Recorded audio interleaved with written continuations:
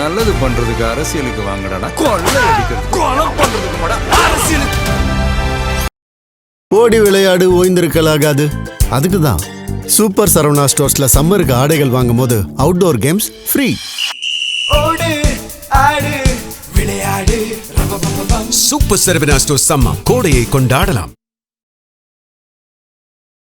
என்கிற புதிய எதிரியை வீழ்த்துவதற்காக திமுக அதிமுக இணைவு என்கிற இடம் நோக்கி அவர்கள் நடந்திருக்கிறார்கள். இது தமிழக அரசியலை பொறுத்தவரை ஒரு பேரழிவு என்று பார்க்கிறோம். எம்ஜிஆர் அவர்கள் வெற்றி பெற்று முதல்வராகிறார். அதிலிருந்து 13 ஆண்டுகள் அண்ணா திராவிட முன்னேற்ற கழகம் தான் ஆட்சியில் இருந்தது. பிறகு திமுக எதிர்கட்சி வரிசையில் இருந்தது. அந்த 13 ஆண்டுகளுடைய அனுபவம் இன்னைக்கு விஜயை பார்த்தவுடன் திமுகவுக்கு நினைவுக்கு வருகிறது. முதல்வரே தோற்று போகிறார். ஏன் இந்த யோசனைகள் போவதனாலே 77 எம்ஜிஆர் ஏற்படுத்திய தாக்கம், அந்த காலத்துல எம்ஜிஆர் ஏற்படுத்திய தாக்கத்தை விட இப்போ அபரிமிதமான தாக்கத்தை விஜய் போன்றவர்கள் ஏற்படுத்தக்கூடும் அப்படிங்கிறத கணிக்கிறாங்க. விஜய் வெர்சஸ் உதய் அப்படிங்கிற கலாச்சாரம் வருகிற பொழுது உதயநிதி அதற்கு ஈடு கொடுப்பாரா அப்படிங்கக்கூடிய அச்சமும் விழிப்புணர்வும் அப்படிம்பாங்க. நிரந்தர எதிர்காலம் என்ன? திமுக வெர்சஸ் அண்ணா திமுக இருக்குது. நிகழ்காலம் என்ன? இன்னைக்கு விஜய் உள்ள வந்துட்டா திமுகவும் அதிமுகவும் எதிர்கட்சி வரிசையில் இருக்கிறது.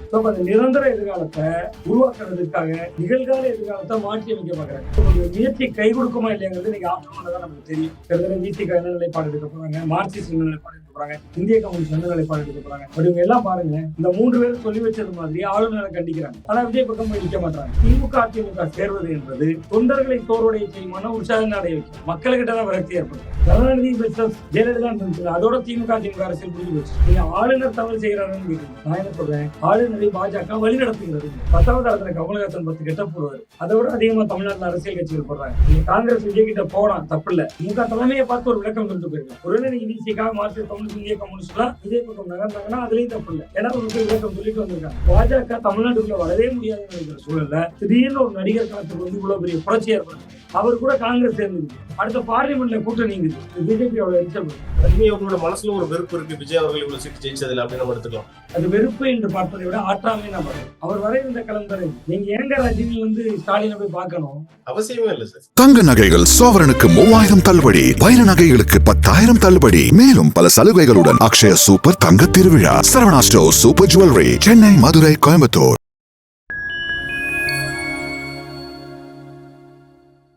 பிரைம் டைம் நேயர்களுக்கு வணக்கம். இன்று நம்முடைய இணைந்திருப்பவர் பத்திரிகையாளர் திரு சுவாமிநாதன் அவர்கள்.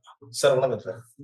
வணக்கம் சார். நடந்து முடிஞ்ச சட்டமன்ற தேர்தலில் 108 சீட்டு வாங்கின தாவேகா இன்னமும் அந்த ஆட்சி அமைக்க முடியாத சூழல் இருக்கு. இது பின்னாடி ஆளுநர் வந்து ஒரு கேம் விளையாடுறாருன்ற அந்த ஒரு குற்றச்சாட்டும் எல்லா கட்சியும் இப்ப வச்சுக்கிட்டு இருக்காங்க.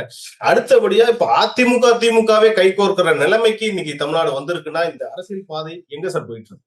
நிச்சயமாக விஜய் என்கிற பொது எதிரியாக மாறி இருக்கிறார். விஜய் என்கிற பொது எதிரியை வீழ்த்துவதற்காக திமுக அதிமுக இணைவு என்கிற இடம் நோக்கி அவர்கள் நடந்திருக்கிறார்கள். இது தமிழக அரசியலை பொறுத்தவரை ஒரு பேரழிவு என்று பார்க்கிறேன். 2 கோணங்கள் இருக்கிறது. ஒன்று, 1967 திராவிட முன்னேற்ற கழகம் காங்கிரஸ் கட்சியை வீழ்த்தி ஆட்சி கட்டிலுக்கு வந்தது. 1977 எம்ஜிஆர் அவர்கள் வெற்றி பெற்று முதல்வராகிறார். அதிலிருந்து 13 ஆண்டுகள் அண்ணா திராவிட முன்னேற்ற கழகம் தான் ஆட்சியில் இருந்தது. கிட்டத்தட்ட திமுக எதிர்கட்சி வரிசையில் இருந்தது. அந்த 13 ஆண்டுகளுடைய அனுபவம் இன்னைக்கு விஜயை பார்த்தவுடன் திமுகவுக்கு நினைவுக்கு வருகிறது. முதல்வரே தோற்று போகிறார். முதல்வர் மு க ஸ்டாலின் அவர்களே குளத்தூரில் தோல்வியடைகிறார். சோ அவர்களுக்குள்ள இப்ப ஏன் இந்த மாதிரியான முடிவுகள் அல்லது யோசனைகள் போகுது? இன்னும் அது முடிவா மாறல. ஏன் இந்த யோசனைகள் போகுதுனாலே 77 எம்ஜிஆர் ஏற்படுத்திய தாக்கம். எம்ஜிஆர் ஏற்படுத்திய தாக்கம் 13 ஆண்டுகள் எதிர்கட்சி வரிசையில் அமர வைத்தது. அப்ப இன்னைக்கு பாக்குறாங்க, அன்னைக்கு சமூக வலைதளங்கள் இல்ல, பேஸ்புக், இன்ஸ்டாகிராம், ட்விட்டர் மாதிரியான தளங்கள் இல்ல, போனே யாரு. ஆமா, வில்போன்கள் காலம். அந்த காலத்துல எம்ஜிஆர் ஏற்படுத்திய தாக்கத்தை விட இப்ப அபரிமிதமான தாக்கத்தை விஜய் போன்றவர்கள் ஏற்படுத்தக்கூடும் அப்படிங்கிறத கணிக்கிறாங்க. இன்னொன்று, விஜய் வெர்சஸ் உதய் அப்படிங்கிற கலாச்சாரம் வருகிற பொழுது உதயநிதி அதற்கு ஈடு கொடுப்பாரா அப்படிங்கக்கூடிய அச்சமும் விழிப்புணர்வும் அப்படிம்பாங்க. வெறுமனே அச்சம்னு கருத்து விரும்பல. ஒரு கட்சியை பொறுத்தவரை நிரந்தர எதிர்காலம், தற்காலிக எதிர்காலம் என்று 2 வகையான கோணங்கள் இருக்கிறது. நிரந்தர எதிர்காலம் என்ன? திமுக வெர்சஸ் அண்ணா திமுக இருக்கிறது. நிகழ்காலம் என்ன? இன்னைக்கு விஜய் உள்ள வந்துட்டா திமுகவும் அதிமுகவும் எதிர்கட்சி வரிசையில் இருக்கிறது. சோ அப்ப அந்த நிரந்தர எதிர்காலத்தை உருவாக்குறதுக்காக நிகழ்கால எதிர்காலத்தை மாற்றி அமைக்க பாக்குறாங்க. இந்த நேற்று இன்று நாளைன்னு ஒரு படம்லாம் வராங்க, டைம் மிஷின்ல போய் டைம் சேஞ்ச் பண்றது. அது மாதிரியான சில சேஞ்சுகளை பண்ணி பாக்குது திமுக அதிமுக. பட் அவர்களுடைய முயற்சி கை கொடுக்குமா இல்லையாங்கிறது இன்னைக்கு ஆப்ஷன்ல தான் நமக்கு தெரியும். கிட்டத்தட்ட விசிக என்ன நிலைப்பாடு எடுக்க போறாங்க, மார்க்சிஸ்ட் என்ன நிலைப்பாடு எடுக்க போறாங்க, இந்திய கம்யூனிஸ்ட் என்ன நிலைப்பாடு எடுக்க போறாங்க. பட் இவங்க எல்லாம் பாருங்களேன், இந்த 3 பேரும் சொல்லி வச்சது மாதிரி ஆளுநரை கண்டிக்கிறாங்க. ஆமா. ஆனா விஜய் பக்கம் போய் நிக்க மாட்டாங்க. முடிவெடுக்கிறாங்க 8ஆம் தேதி மதியம். நீங்க ஆளுநரை கண்டிக்கிறீங்க. ஒண்ணு பாலை காவல்காரங்க அல்லது பூனைக்கு பக்கத்து பலமா இருங்க. ஆமா. நீங்க பாலையும் காவல் காப்பேன், பூனைக்கும் பக்க பலமா இருப்பேன்னா அது எப்படி? Correct. அப்ப அப்ப கிட்டத்தட்ட திமுகவுடைய கட்டுப்பாட்டுல இந்த 3 கட்சிகளும் இருக்கிறது இருக்கு. இருக்கு. பட் ஆனா அதை நான் தவறுன்னு சொல்ல மாட்டேன். ஏனென்றால் அவர்களால் பலனும் அனுபவித்திருக்கிறார்கள். பிசிக அங்கீகரிக்கப்பட்ட அரசியல் கட்சியாக இருக்கிறதுக்கு காரணம் திமுக. மார்க்சிஸ்ட் கம்யூனிஸ்டுக்கு அகில இந்திய அளவில் இன்னைக்கு கிடைத்திருக்கக்கூடிய பிரதிநிதித்துவத்துக்கு காரணம் திமுக. இங்க இருந்து போனவர்கள் தான் எம்பிக்களா இருக்காங்க இந்திய கம்யூனிஸ்ட் கட்சியில. சோ அதனுடைய அடிப்படையில் இருக்கிறார்கள். பட் கொள்கைன்னு ஒண்ணு இருக்கு, சித்தாந்தம்னு ஒண்ணு இருக்கு. Correct. இந்த சூழல் வரையும் விஜய பாருங்களேன், வலதுசாரிகள்ட்ட போய் ஆதரவு கேட்கலாம். ஆமா. அதிமுக பக்கம் ஆதரவு தாங்கன்னு கேட்கல. பாஜக கிட்ட சமரச புள்ளிக்கு போகல. Correct. நீங்க பாஜக கிட்ட ஒரு சமரச புள்ளி என்கிற இடம் போயிருந்தாருன்னா 2 சீட்டு வச்சிருக்கக்கூடிய கம்யூனிஸ்ட்ல தொங்க வேண்டாம். இங்க பாஜக பாத்துக்குவாங்க. ஆளுநர் உத்தரவு வந்திருக்கும். பாமக 5 சீட்டு இருக்கு. அவங்ககிட்ட போய் கேட்டிருக்கலாமே இந்நேரம். கேட்டிருக்கலாம். கிட்டத்தட்ட உங்களுக்கு அதெல்லாம் தான் நீங்க சிக்கலை தருகிறது அப்படின்னு நான் பாக்குறேன். சோ இதை பொறுத்தவரை திமுக அதிமுக சேர்வது என்பது தொண்டர்களை சோர்வடைய செய்யுமான உற்சாகம் அடைய வைக்கும். மக்கள்கிட்ட தான் விரக்தி ஏற்படுத்தும். தொண்டர்கிட்ட சோர்வு அடைய வைக்காதுங்க. ஓகே. கருணாநிதி வெர்சஸ் ஜெயலலிதா இருந்துச்சுல, அதோட திமுக அரசியல் முடிஞ்சு போச்சு. ஓகே. நீங்க 19ல திமுக எதிர்த்தது பாஜகவை, அதிமுக இல்ல. ஆமா. 21ல எதிர்த்து பேசுனது பாஜகவை, 24ல எதிர்த்து பேசுனது பாஜகவை, இந்த 26ல எதிர்த்து பேசுனது தமிழ்நாடு வெர்சஸ் டெல்லி. தமிழ்நாட்டை தலைகுனிய விட மாட்டேன். அதிமுக அடிமைன்னு தான் சொன்னாங்க. அதிமுக விமர்சிக்கல. ஆனா தொண்டர்கள் ஆனா திமுக இந்த வாட்டி கை கொடுக்கலையே சார். அவங்களே அரசியல் அந்த பாத்துல இருந்து தப்பா கணக்கு பண்ணிட்டாங்க. நான் முதலே நம்முடைய வாதங்களை நான் குறிப்பிட்டு நினைக்கிறேன். கடந்த காலங்களைப் போல பாஜக எதிர்ப்பு அரசியலில் இம்முறை கரை சேர முடியாது, வெற்றி பெற முடியாது என்றுதான் நான் தொடர்ந்து குறிப்பிட்டு வருகிறேன். அவர்களுடைய அந்த நரேட்டிவ் மெத்தட் தப்பு. இந்த தடவை விஜயன் ஒரு புதிய போர்ஸ் வந்துருச்சு. அதை அவர்கள் யூகிக்க தவறிட்டாங்க. நீங்க என்ன பிரச்சனைனா, சில தொகுதிகளுக்குள்ள போறப்ப திமுக வேட்பாளர் யாரு, இவரு. அதிமுக வேட்பாளர் யாரு, அவரு. அவரை விட இவர் இப்படி போனா வீழ்த்திடலாம், இப்படி செஞ்சா வீழ்த்திடலாம். அந்த வியூகம் தான் உள்ளூர்ல வகுத்தாங்களே ஒழிய இடையில தாவேக்கா ஓடும் நம்பல. யாருமே நம்பல சார். நீங்க விஜய் படமும் அஜித் படமும் வருதுங்க. உதாரணத்துக்கு சொல்றேன். விஜய் படமும் அஜித் படமும் வருது டே 1ல. இடையில ஒரு அருண் விஜய் படம் வருதுன்னு வச்சுங்களேன். நம்ம பார்வை பூரா விஜய் படம் ஓடுமா அஜித் படம் ஓடுமான்னு இருக்கும். அருண் விஜய் படம் ஓடுமான்னு நம்ம பார்க்க மாட்டோம். நினைச்சு கூட ஒருவேளை 2 படத்துக்கு டிக்கெட் கிடைக்காதவங்க அருண் விஜய் படத்துக்கு ஓடி போய் அருண் விஜய் படம் நல்லா இருக்குன்னு மவுத் டாக் ஆகி வெளியில பார்த்தா அருண் விஜய் படம் 50 நாள் ஓடிச்சுன்னா அது மாதிரிதான் தாவேக்காவோட ஓட்டம். இங்க திமுக அதிமுக களத்துல இப்படி அவன் முன்னால வச்சுற மோதுறான், இவங்க சிட்டிங் எம்எல்ஏ மோதுறான், இவனுக்கு அவனுக்கும் போட்டி அப்படின்னு இவர்களாவே கற்பனை செஞ்சுக்கிட்டாங்க. கங்கா தன்னை சந்திரமுகியா நினைச்ச மாதிரி இவர்கள் ஒருத்தர் போட்டி. சார் இப்ப இவங்க 2 பேருமே கை கோர்த்து நாளைக்கு ஆட்சி அமைச்சிட்டாலே அவங்களுக்கு ஃபியூச்சர் இருக்கா சார் 2 பேருக்குமே இதுக்கப்புறம்? இல்ல, அது விஜயனுடைய நகர்வுகளை பொறுத்தாரு. விஜய் கிட்டத்தட்ட 108 சட்டமன்ற உறுப்பினர்களை வைத்திருக்கக்கூடிய விஜய் ஒரு இடைத்தேர்தலை சந்திக்க வேண்டியிருக்கிறது. நீங்க கிட்டத்தட்ட பெரம்பூர் அல்லது திருச்சி கிழக்கு இவங்க ஆளுங்கட்சியாக திமுக அதிமுக வந்துட்டாங்கன்னு, திருச்சி கிழக்குல விஜய் வெற்றி பெற்றுட்டாருன்னு, அது எவ்வளவு பெரிய வரலாற்று திருப்பம் ஆயிரும். பயங்கரமா இருக்கும். அது மட்டும் இல்லாம ஒரு அடுத்த 5 ஆண்டுகள்ல விஜய் நீர்த்து போகாமல் இதே 108 சட்டமன்ற உறுப்பினர்களோடு தொடர்ந்து இந்த அரசுகளுக்கு எதிராக கடுமையா போராடினாரு, களமாட்டினார்னு வச்சுங்க. மக்கள் மன்றத்துக்கு போகும்போது 29ல அது எப்படி ஆகும்? 40 சீட்டு வந்துடும். 40 சீட்டுமே ஜெயிக்கலாம். 40 சீட்டுமே தந்துரும். ஆனா என்ன ஒண்ணு துரதிஷ்டம்னா, காங்கிரஸால மத்தியில ஜெயிக்க முடியாது. அப்ப அது என்ன செய்யும்? 31ல வரும்போது 200 சீட்டா ஜெயிச்சு தரும். ஆனா விஜய் களமாடும். இவங்க என்ன நம்பலாம்னா, விஜய் களமாட மாட்டாருன்னு நம்பலாம். அதான் உங்களுடைய நம்பிக்கை சார்ந்தது. முதல்வர் அப்படிங்கிற ரேஸ்ல இருந்து விஜய் அவர்கள் இறங்கி வர்றப்ப அவர் களமாடுவாரான்னு ஒரு சந்தேகம் வந்து திராவிட கட்சி. அதுவும் ஒரு காரணமாக இருக்கும். இல்ல சார், இவர் 2024ல கட்சி ஆரம்பிச்சாரு. அங்கே இருந்து இப்ப 108 சீட்டு ஜெயிச்ச வரைக்கும் எல்லா இடத்துலயும் ஒரு போராட்ட காலத்தை தான் சந்திச்சுட்டு இருக்காரு. எதுவுமே அவருக்கு ஈஸியா கிடைக்க மாட்டேது. இது மக்கள் மத்தியில இன்னொரு பெரிய இம்ப்ரெஷன் தான் சார் கிரியேட் பண்ணிருக்கோம். கண்டிப்பா சார். 1,70,00,000 மக்கள் வாக்களித்திருக்காங்க. 35% பேர் ஓட்டு போட்டிருக்காங்க. 1,70,00,000 மக்கள்லாம் டிவியை போட்டா எடப்பாடி முதல்வராக போகிறார், திமுக ஆதரவு கொடுக்க போயிருதுன்னா நம்ம எல்லாம் கேனையா நினைக்கிறாங்க மக்கள். திமுக வேண்டாம் தானே ஓட்டு போட்டிருக்காங்க. ஆனா இதெல்லாம் அரசியலமைப்பு சட்டம் வரையறுத்திருக்கக்கூடிய நடைமுறைதான். பட் மக்கள் மன்றத்துல அது ஆதங்கமாக மாறுது. எண்ணிக்கை முக்கியம். ஆனா கவர்னர் தவறு செய்கிறார். எண்ணிக்கை என்பதை விட நீங்க 108 என்பது தனிப்பெரும்பான்மை கொண்ட கட்சி. அரசியல் மற்ற கட்சிகளோடு ஒப்பிடுகிற பொழுது கூடுதல் இடம் சிங்கிள் லார்ஜஸ்ட் பார்ட்டி. அதை அழைச்சிட்டு நீங்க புளோர்ல பெரும்பான்மையா நிரூபிக்க சொல்லலாம். பட் அவர் வரம்பை மீறுகிறார். நீங்க ஆளுநர் தவறு செய்கிறாருன்னு கேக்குறீங்க. நான் என்ன சொல்றேன்? ஆளுநரை பாஜக வழி நடத்துகிறதுங்க. Okay. அதானே இந்தியாவுடைய நடைமுறை. ஆமா. அதானே தொடர்ந்துட்டு இருக்காரு. காங்கிரஸ் காலத்திலே அதானே நடந்தது. ஆமா. இன்னைக்கு நேற்று இல்லையே. அதனாலதானே அன்னைக்கு அண்ணா கேட்டேன். நாட்டுக்கு ஆட்டுக்கு தாடி, நாட்டுக்கு ஆளுநர் எதுக்குன்னு. ஆட்டுக்கு தாடி இருக்கு. ஆமா. தாடியை வச்சு வியாபாரம் பண்ண முடியும். மற்ற பழங்கள்லாம் அறுத்து போட்டு விக்கலாம். இவங்க ஆட்டுக்கு தேர்தல் தாடி அறிக்கையிலே அது இருக்கு சார். ஆளுநர் தேவையில்லைன்ட்டு தாவேகா தேர்தல் ஆளுநர் அறிக்கை. தேவையில்லை. சரி, இதெல்லாம் விட்டுருங்களேன். ஆளுநருக்கு எதிராக களமாடக்கூடிய திமுக இதுல அமைதியா இருக்கு. ஆ. இந்த எதுவுமே நேரத்துல வாய் ஆளுநர் தரல சார். அவங்க எதுவுமே வாய் தரல. ஆளுநர் கண்டிப்பா. திமுக ஆளுநரை இப்ப ரொம்ப பிடிக்கும் போல இருக்கு. அப்படியே அதை பார்க்க வேண்டியிருக்குல்ல. ஆமாங்க சார். அப்ப நீங்க நான் அதான் சொல்றேன். எல்லா கட்சிகளும் டபுள் கேம், ட்ரிபிள் கேம்லாம் ஆடுறாங்க. நேற்று கூட ஒரு தொலைக்காட்சியில சொன்னேன். தசாவதாரத்துல கமலஹாசன் 10 கெட்டப் போடுவாரு. அதை விட அதிகமா தமிழ்நாட்டுல அரசியல் கட்சிகள் போடுறாங்க. நீங்க திருமாவளவனா இருக்கலாம், இந்திய கம்யூனிஸ்டா இருக்கலாம், மார்க்சிஸ்ட் கம்யூனிஸ்டா இருக்கலாம். ஆளுநர் செய்யறது தப்புங்க.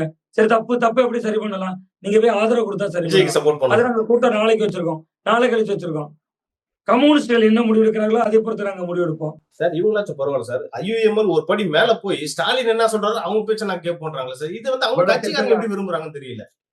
இவ்வளத்திற்கு இந்த ஐயுஎம்எல் வந்து நீங்க ஒரு விஷயம் புரிஞ்சுக்கணும். இந்தியன் முஸ்லிம் லீக் வந்து கேரளால காங்கிரஸோட கூட்டணி 22 எம்எல்ஏக்கள் கிடைச்சிருக்காங்க. ஆமா. கேரளால காங்கிரஸை வச்சு 20க்கும் மேல எம்எல்ஏ வந்திருக்காங்க. ஒரு மதசார்பற்ற சக்தியா தானே நிக்கிறாரு. பாஜக கிட்ட போய் கேட்டிருந்தா ஆமா. இன்னைக்கு இவ்வளவு பிரச்சனையே இல்லையே. நீங்க நேரம் மோடி வாழ்த்து சொல்றாரு, நன்றி சொல்றாரு. மோடிக்கு இவரும் நன்றி சொல்றாரு. ஆமா. அதுல வார்த்தையை கவனிச்சீங்கன்னா தெரியும். மாநில நலனுக்காக நம்ம ஒரு இணக்கமான உறவுல இருப்போங்க.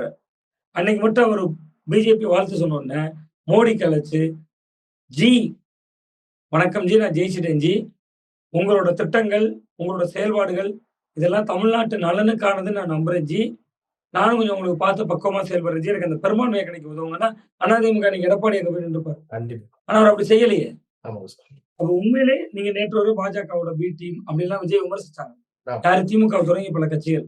இன்னைக்கு அவர்கள்லாம் ஆளுநருக்கு ஆதரவாக நிற்கிறார்கள். விஜய் ஆளுநருக்கு எதிராக நிற்கிறார். எதிராக நான் காங்கிரஸ் செஞ்சதும் துரோகம் தாங்கிறேன். நீங்க காங்கிரஸ் விஜய் கிட்ட போலாம், தப்பு இல்ல. திமுக தலைமையை பார்த்து ஒரு விளக்கம் சொல்லிட்டு போயிடலாம். ஒருவேளை நீங்க விசிகா, மார்க்சிஸ்ட் கம்யூனிஸ்ட், இந்திய கம்யூனிஸ்ட்லாம் விஜய் பக்கம் நகர்ந்தாங்கன்னா அதுலயும் தப்பு இல்ல. ஏன்னா அவர்கள் போய் விளக்கம் சொல்லிட்டு வந்திருக்காங்க. அந்த புள்ளியிலும் நாம அதை பார்க்க ஒரு வேண்டியது. நாகரிகம் கருதாம வந்து டைரக்டா போனது தப்புன்றீங்க காங்கிரஸ். ஆமா, நீங்க இந்த பிரச்சனைக்கு காரணமே காங்கிரஸ் தாங்க. ஆமா சார். இன்னைக்கு விஜய் சந்திக்கக்கூடிய இத்தனை சிக்கலுக்கும் காரணம் நீங்க கடிதம் கொடுக்குறீங்கல்ல, ஒரு ஆதரவுன்னு சொல்லிட்டு கொடுங்களேன். அடுத்த உள்ளாட்சி தேர்தல், அடுத்த பாராளுமன்ற தேர்தல், அதுக்கே இப்ப கமிட் கொடுக்குறீங்க. இப்பவே கமிட்மெண்ட் கொடுத்துட்டாங்க. ஆமா. அவன் அது ஏன் கொடுக்கணும்? பிஜேபி சும்மா இருப்பானா அதை பார்த்துட்டு? அத எவ்வளவு நீங்க எரிச்சல் வரும். காங்கிரஸ் முக்து பாரத்ன்றத கொள்கையா வச்சுக்கிட்டு இங்க ஒரு காங்கிரஸ் மறுபடியும் வளருது அப்படின்றத இன்னும் திமுகவையும் அதிமுகவையும் பாஜகவால சமாளிக்கவே முடியல. எடப்பாடி பழனிசாமி இவ்வளவு அழுத்தம் கொடுத்த பிறகு 27 சீட்ல சுருக்குறாரு பிஜேபி. ஆமா. திமுகவை இன்னைக்கு வரைக்கும் அவங்களால கொள்கை ரீதியா வீழ்த்த முடியல. தமிழ்நாட்டுல காலூன்ற முடியல. அப்ப பாஜக தமிழ்நாட்டுக்குள்ள வரவே முடியாதுன்னு நினைக்கிற சூழல்ல திடீர்னு ஒரு நடிகர் களத்துக்கு வந்து இவ்வளவு பெரிய புரட்சி ஏற்படுத்துறாரு. அவர் கூட காங்கிரஸ் சேர்ந்துக்குது. அடுத்த பார்லிமெண்ட்ல கூட்டம் நீங்குது. இது பிஜேபி அவ்வளவு எரிச்சல்படுது. இந்த இடத்துல தாவேகாவும் சரியா ஹேண்டில் பண்ணிருக்கணும். எப்படி ஹேண்டில் பண்ணிக்கலாம்னு நினைக்கிறீங்க? இல்ல காங்கிரஸோட கூட்டணியை ஏன் முன்கூட்டியே பிரகடனப்படுத்தணும்? ஓகே. சிங்கிள் லார்ஜஸ்ட் பார்ட்டியை இப்ப கவர்மெண்ட் ஃபார்ம் பண்ணிட்டு அப்புறமா கூட நீங்க அலைன்ஸ் போயிருக்கலாம். நீங்க என்கிட்ட 118 இருக்கு. ஆளுநருக்கு தேவை நம்பர் என்கிட்ட இருக்கு. இவன் இருக்கான்னு ஏன் காட்டணும்? காங்கிரஸ் கட்சி இருக்குன்னு ஏன் நீங்க காட்டணும்? என்கிட்ட 118 பேர் இருக்காங்க. நீங்க எப்பனாலும் பெரும்பான்மையை காட்ட சொன்னா காட்டுறேன். கடிதம் கொடுங்க. சார் 118 யாருன்னு அவர் கேட்க மாட்டாரா சார் கவர்னர் அங்க? இல்ல அதே அவர் ஃப்ளோர்ல தானே பார்க்கணும். நீங்க இப்ப எங்க சிக்கல் வருதுன்னா 108 நாங்க 5 பேர் காங்கிரஸ் இருந்தீங்க. அந்த எலின்னு ஒரு படம் வரும், வடிவேலு படம். அந்த எலி படத்துல பேங்க்ல கொள்ளையடிக்க போவாரு வடிவேலு. அந்த படம் பார்த்திருப்பீங்க. ஒரு பேங்க்ல கேஷியர் உட்கார்ந்துருப்பாரு. அந்த கேஷியர்ட்ட நாங்கள் பேங்கை கொள்ளையடிக்க வந்திருக்கிறோம், பணத்தை தரவும் அப்படின்னு எழுதி கொடுப்பாரு. எல்லாம் சொல்லிட்டு வாங்கிட்டு அந்த கேஷியர் சொல்லுவாரு, எல்லாம் சரிங்க, நீங்க கொள்ளையடிக்க வந்திருக்கீங்க, உண்மைதான், பணத்தை எடுத்து கொடுத்துறேன், சத்தம் மாட்டேன், கத்தம் போட மாட்டேன். இதுல எவ்வளவு எழுத்துப்பிழை இருக்கு, எழுத்துப்பிழை எல்லாம் திருத்திட்டு வாங்க, வேற ஒன்னும் ஆப்ஷன் இல்லை. எழுத்துப்பிழை ஒன்ன கூட அந்த வடிவேல் கூட கொள்ளையடிக்க வந்தாரு சொல்றாரு. அவன் பணம் தாரேன்னு தானே சொல்றாரு, எழுத்துப்பிழை தானே திருத்திட்டு சொல்றாரு அப்படின்னு. அது மாதிரிதான் ஆளுநரை பாக்குறேன். நீங்க 108 இருக்கு, எனக்கு 118 காட்டுங்கிற நம்பர் தான் கேட்காரு. அப்ப நீங்க காங்கிரஸ முதல்ல காட்டுறது தப்பு. நீங்க முதல்ல நான் இன்னொன்னு சொல்றேன் சார், விஜயனுடைய அணுகுமுறையிலும் சில மாற்றங்கள் தேவை. நீங்க திருமாவளவன் அவர்களை நேரில் போய் பார்த்துக்கணும். மார்க்சிஸ்ட் மாநில செயலாளர் நேர்ல போய் பார்த்திருக்கணும். இந்திய கம்யூனிஸ்ட் மாநில செயலாளர் நேர்ல போய் பார்த்திருக்கணும். நிர்மகுமார் ஆதவ அர்ஜுனா இல்ல, விஜய் போய் பார்த்திருக்கணுங்கிற. கண்டிப்பா சார். அது ஒரு தாக்கத்தை ஏற்படுத்தியிருக்கும். ஓ, விஜய் 1,80,00,000 மக்களுக்கு ஓட்டு போட்டவரு நம்மளை தேடி விசிக அலுவலகத்துக்கு வந்திருக்காரு, நம்மளை தேடி சிபிஎம் ஆபீஸ்க்கு வந்திருக்காரு, அகில இந்திய செய்தியாகும். கண்டிப்பா அந்த அணுகுமுறை வேணுங்கிற. கண்டிப்பா இறங்கி அரசியல் வரணும். அதெல்லாம் தேவை. தேடி போகணும், நம்ம தான் போகணும். நீங்க ஒரு தடவை உங்களை ப்ரூவ் பண்ணிட்டீங்க, நிரூபிச்சிட்டீங்க, ஆட்சியில் இருந்துட்டீங்க, 2 வருஷம் ஆயிருச்சு, அதுக்கடுத்து உங்க தேடி வர போறாங்க. அரசியல் என்பதே காலச்சக்கரம் தானே. ஓகே. ஸ்டாலினுக்கு பூத் ஏஜென்டா இருந்த பாபு ஜெயிக்கிறாரு, ஜெயிக்கிறாரு சார். இந்த எவ்வளவு பெரிய காலச்சக்கரம் விஷயம். தான் சொல்றேன். கண்டிப்பா. சரிங்க சார். இப்ப வந்து இது வந்து உண்மையா பொய்யானே தெரியல. திமுக வந்து அதிமுக ஆதரவு கொடுத்து எடப்பாடி சிஎம் ஆவாருன்னு சொல்லிட்டு இருக்காங்களே சார். இது எப்படி எந்த வகையில சாத்தியம் இது? யாருக்கு மினிஸ்ட்ரி கொடுப்பா? எப்படி பிரிப்பாங்க இத? இல்ல, திமுக அமைச்சரவையில் பங்கேற்காமல் நிபந்தனையற்ற ஆதரவு கொடுக்கதான் வாய்ப்பு இருக்குது. அவர்கள் எதிர்க்கட்சி அரசியல் செய்யத்தான் விரும்புகிறார்கள். ஓகே. என்னுடைய யூகம் சரியாக இருந்தா, அவங்க ஆளுங்கட்சியாக இருந்தா அமைச்சரவையில் பங்கேற்க விரும்பல. ஆனா திமுக கூட்டணிக்குள் இருக்கிற கட்சிகளுக்கு அமைச்சர் கொடுக்க விரும்புறாங்க. விசிக, மார்க்சிஸ்ட், இந்திய கம்யூனிஸ்ட், இதெல்லாம் யூகம் தான். ஆமா. எனக்கு மத்தியானம் விசிக முடிவை மாற்றிவிட்டால் இந்த பேச்சுக்கே இடம் இல்லை. ஆமா. திமுக என்ன நினைக்குதுன்னா, அதிமுகவை அரியணையில் ஏற்றி விட்டால் அதிமுக ஆளுங்கட்சி, விஜய் வெர்சஸ் உதய் என்பது எதிர்கட்சி அரசியல். அந்த எதிர்கட்சி அரசியலையும் ஸ்கோர் பண்ணிடலாம், பலவீனமான அதிமுகவையும் வீழ்த்திடலாம். திமுக அது லாபம். இதெல்லாம் முக்கியமான இன்னொரு காரணம் சொல்லிட்டேன். மையப்புள்ளின்னு ஒரு ஆளை சந்தேகிக்கிறேன். அந்த ஆள் ரஜினிகாந்த் அவர்கள். ஆமா சார். அவர் ஏன் லீட் நீங்க பண்றாரு. கேளுங்க. ஏன் சார்? அவர் ஏன் சந்திக்கணும்? காலம் காத்திருந்து பதில் சொல்லும் சொன்னார். எடப்பாடி இந்த தேர்தலில் தோத்துருக்காரு. ஆமா. சீமானும் டெபாசிட் போயிருக்காரு. சீமானை ஏன் சந்திக்கல? கண்டிப்பா. சங்கி என்றால் நண்பன்னாரு சீமான். ஆமா. தன்னை சங்கி என்று சொல்லிக் கொண்டவர் ரஜினி. எஸ். அப்ப அதெல்லாம் பார்க்க வேண்டியிருக்குல்ல.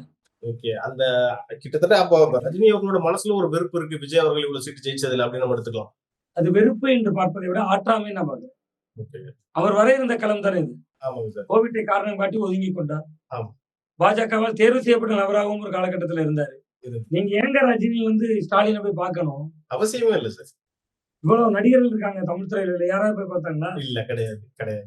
சிவகார்த்திகேயன் போய் பார்த்தாரா? இல்ல. சிவகார்த்திகேயன் எந்த உலகத்திற்கும் கடைசியா அந்த கல்வி விளையாடெல்லாம் பங்கேற்றாரு. ஆமா. விஜய் சேதுபதி கமலஹாசன் தான் அவர்களுக்காக தியானம்லாம் செஞ்சு, கிட்டத்தட்ட தியாகம் செஞ்சு, அந்த கூட்டணியில போட்டியே போடாமலாம் கூட ஆதரவு கொடுத்தாரு. போய் ஆமா. பார்த்தாரா? எம்பி எலெக்ஷன்லயும் ரஜினியை போட்டியில்ல. இயக்குவது யார்? ரஜினியை இயக்குவது யார்? அதுக்கு பின்னால் பாஜக இருக்கிறது.